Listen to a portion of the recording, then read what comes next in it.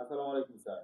ওয়ালাইকুম আসসালাম। আমরা আসলে এই নিউজের মাধ্যমে জানতে পারছিলাম যে আপনি সদ্য মনোনয়ন প্রাপ্ত বিএনপি থেকে মাজারুল ইসলাম আপনার বাসায় এসেছিল, তারপর তাকে ফিরিয়ে দিয়েছেন। আসলে বিষয়টা কি? আর ঘটনার সত্যটা আপনি আমরা যাচাইয়ের জন্য এসেছিলাম আরকি। আপনি যদি এই বিষয়ে কিছু বলতেন। বাস্তব দেশের এই ক্রান্তি লগ্নে যেখানে দলের বর্তমানের দেশনেত্রী বেগম খালেদা জিয়া জীবন নিয়ে টানাটানি, উনি বেঁচে আছেন কি নাই, একটা ধূম্রজালের মধ্যে আমরা আছি। এই মুহূর্তে হঠাৎ করে এই ধরনের ডিক্লিয়ার দুইটা সিটি কিশোরগঞ্জ সদরের আর হলো বাজিতপুরের এই যে পরিবর্তন, জি, এটার এমন কি দরকার ছিল যেখানে তারেক জিয়া সাহেব আসতে পারতেছে না? সে নিজেই বলছে আমার আশাটা আমার উপর একলা নির্ভর না। এই কথাটার মানেটা তো একটা রহস্যজনক কথা। জি, এই সদস্য সরকার যদি চায়, তার প্রবলেমটা কেন আসতে পারতেছে? এটা তো সরকারও বলতেছে না, বিএনপিও বলতেছে না। বিএনপি বলতেছে এটা ওনাদের পারিবারিক ব্যাপার। তারেক জিয়ার আশা না আসা তো পারিবারিক ব্যাপার না। বাংলাদেশের সর্ববৃহৎ দলের শহীদ জিয়া রহমানের দলের ভারপ্রাপ্ত চেয়ারম্যান সোজা ব্যাপার নয়।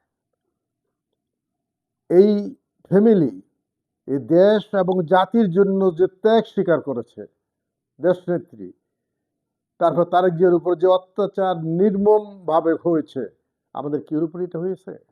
হ্যাঁ, কিছু কিছু লোকরা মেরে ফেলছে, কিন্তু কোমর ভাঙিয়ে ফেলা নেই, তাকে নির্যাতন করা শহীদ জিয়ার ফ্যামিলির উপর, এটা তো নির্মম।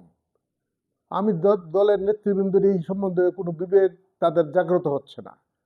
নির্বাচন নির্বাচন নির্বাচন, এখন এই নির্বাচন নির্বাচন কি? আগে আমাদের ফ্যামিলিকে বাঁচাইতে হবে, দেশকে বাঁচাইতে হবে, তারপরে নির্বাচনের নাম নেওয়া দরকার। আমার মনে হয় দলটা একটা কুঠুরির মধ্যে চলে গেছে। তারেক জিয়ার হাতে অ্যাকচুয়ালি ক্ষমতা আছে কিনা আমি সন্দেহ পোষণ করি। তাই জীবন ভরাই বলি আসছি, নির্বাচনে কে কাকে নমিনেশন দিল না দিল এটা দলের এখতিয়ার। আর এখন তারা দরদ দাহিতে আমার কাছে আসছে কেন? আমি যদি কথা বলি, জি। এত বড় একটা কাউন্সিল হয়েছে, আমাকে দাওয়াতটা পর্যন্ত দেয় নাই, আমাকে শহর কমিটিতে রাখে নাই, পৌর কমিটিতে রাখে নাই, তারপরে কি আমি কোনো প্রতিবাদ করছি? তা আমার লোকে কি আর কি মারতে সেরা? যদি এসেও থাকে, আমি বাসায় ছিলাম না, থাকলেও আমি দেখা করতাম না। আমার নাম মাসুদ হিলালি, একটা নামই বাংলাদেশে, মাসুদ হিলালি। এই বিকল্প নাম আছে? আমি 4বার নির্বাচন করেছি দল থেকে। আজকে ইতিহাস সাক্ষী, যারা 60 ঊর্ধ্বে মানুষ আছে আমাকে ভোট দিচ্ছে, তারা বলতে পারবে কে কে আমার নির্বাচন করেছে। তারা প্রকাশ্যে নৌকার বেজ লাগিয়েছে, এর আগে দাঁড়া দাঁড়া গিয়ে বলেছে মাসুদ আলী থেকে আসাম ভালো, তাকে ভোট দেন। টাকার ছড়াছড়ি হয়েছে, তারপরে আমি 73 আর 81, খুব একটা ডিফারেন্স। সৈয়দ নজরুল ইসলাম মরহুম সৈয়দ নজরুল ইসলাম স্বাধীনতা সংগ্রামের অস্থির রাষ্ট্রপ্রধানের ছেলে, এলজিআরডি মন্ত্রী, দলের সেক্রেটারি জেনারেল। এগুলো তো চিন্তা করতে হবে আপনাদেরকে। কার সঙ্গে আমি লড়ে কি আমার জামানত গেছে? হাড্ডি হাড্ডি নির্বাচন করছি। আর এরা যদি ঠিক থাকতো এই পরাজয় হইতো না। তারা কি করে আশা করে তুমি পায়ে লাভ পেয়ে তুমি আমার বাসাতে এসে পড়বো, আমি তোমাকে আমার চেহারা দেখাবো?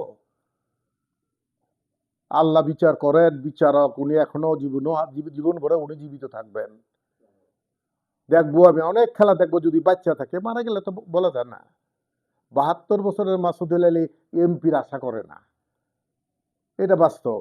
আমি আচ্ছা, আপনি মনে করছেন যে এই মুহূর্তে খালেদা জিয়ার মৃত্যু সজ্জা অবস্থানে, চিকিৎসা এই অবস্থানে আসলে মনোনয়নটা ঘোষণা করা ঠিক হয়নি? অবশ্যই, আমাদের সে না বাঁচলে, এই বট গাছ যদি না থাকে, বট বৃক্ষ যদি কাটে ফেলানি হয়, দল টিকবে? তারেক জিও নাই, কে চালাবে দলটাকে? এখন তো ডিসিশন দেবার কেউ নাই। উনি তো সুস্থ থাকলে ডিসিশন দিতে পারতো।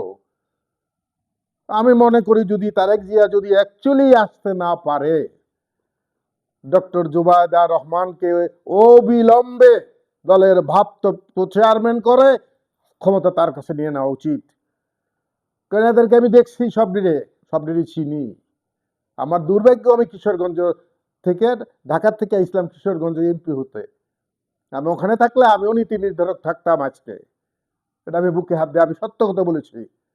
তার মানে আপনি বলতেছেন যে এখন এক বর্তমান পর্যায়ে তারেক রহমানের হাতে কোনো ক্ষমতা নাই। মনে হচ্ছে আমার এই নির্বাচন, এই যে লাস্ট যে নমিনেশন দেওয়া হয়েছে, এটা কুটরিগত।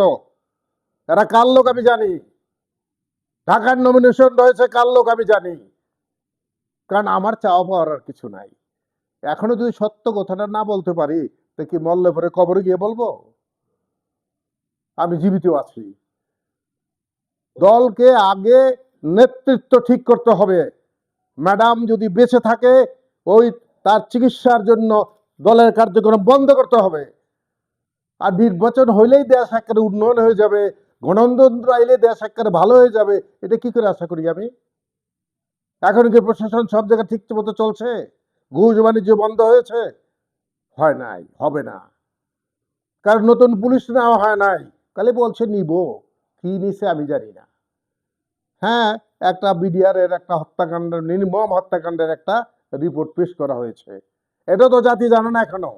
কয়েকটা কথা ওনারা বলেছে, কারা কারা জড়িত, কারাকারি। এই যে ষড়যন্ত্র রাজনীতি চলতে চলতে দেশ একটা বিপর্যয়ের মুখে পড়ছে। সেনাবাহিনী, বিডিআর, আর্মি সব জায়গাতেই। আর রয়ের এজেন্ট, আওয়ামী লীগের এজেন্টটা ভইরে গেছে। আর জাকির নায়কের মতো লোক, একটা ইসলামিক স্কলার অলরে, সে আসলে ভারতের আপত্তি আছে কেন? কি এর আপত্তি? তার মধ্যে কি কেস? আন্তর্জাতিক আদালতে যাও, তার মধ্যে কেস করতে যদি কিছু করতে হয়। আমার দেশে আইলে তুমি বাধা দিবে কেন? আর আওয়ামী লীগের তো কুত্তো বিলাই সবই বলতেছে তারা। আচ্ছা স্যার, আমরা একটা প্রশ্ন আপনার কাছে রাখি যে যদি আপনার নির্বাচন হয় ফেব্রুয়ারিতে, আর তফসিল ঘোষণার পর যদি আওয়ামী লীগ স্বতন্ত্রভাবে নির্বাচন করে, জামাত তাকে আবার বিএনপি, এর মাঝে যে ভোট ব্যাংকের হিসাবে আসলে বিএনপি কিশোরগঞ্জ এখন আসন আছে এই আসনকে আমার মনের যে যে চেতনাটা এখন নির্বাচনমুখী না। আমি চাই আমার বট বৃক্ষ দেশনেত্রী খালেদা জিয়া জীবিত থাকুক, সে বাঁচুক, সে আবার ডাক দেখ, আমরা আবার একটা ৭১ সাল সৃষ্টি করব। আমরা মরে যাইনি। এই বাড়িতে 4টা মুক্তিযোদ্ধা ছিল, আমি বাচ্চা আছি। আমাদেরকে কে কি শেখাবে, কে কে দিবে? 5ই আগস্টের পরে জুলাই সনদ নিয়ে টানাটানি। জুলাই সনদ তো একটা কোটা আন্দোলনের সৃষ্টি, পরে রূপান্তরিত হয়েছে গণ বিপ্লব, সবাই মিলে গেছে। ওখানে যদি সবকিছুই থাকতে পারে, তাহলে সংবিধানে আল্লাহর উপর বিশ্বাস এবং আস্থা জুলাই বিপ্লবে নাই কেন? যারা সিগনেচার করেছেন তাদেরকে জাতি একদিন বিচার করবে। ধন্যবাদ স্যার।